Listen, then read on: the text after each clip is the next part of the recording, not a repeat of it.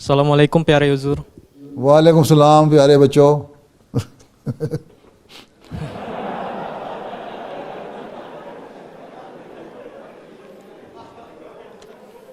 حق سر محمد عارفین درجہ رابعہ کا طالب علم ہے.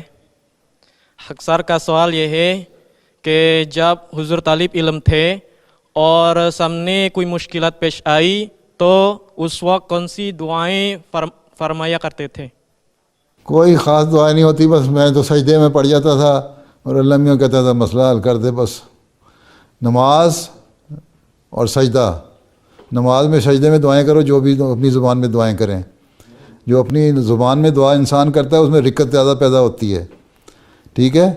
اس لیے باقی دعاؤں کو تو ٹھیک ہے، دروشی بھی پڑھنا چاہیے، استغفار بھی پڑھنا چاہیے، لاحول بھی پڑھنا چاہیے، اپنے گناہوں سے معافی مانگنی چاہیے استغفار کرتے ہوئے. لیکن سب سے زیادہ یہ بہتر طریقہ یہ ہے کہ سجدے میں، نماز میں نفل پڑھو، نفلوں میں، سنتوں میں، فرض میں اللہ تعالیٰ کے آگے رو کے سجدے میں دعا کرو. جو اپنی زبان میں دعا ہوتی ہے اس میں زیادہ رکت پیدا ہوتی ہے، اس سے مسئلے حل ہو جاتے ہیں.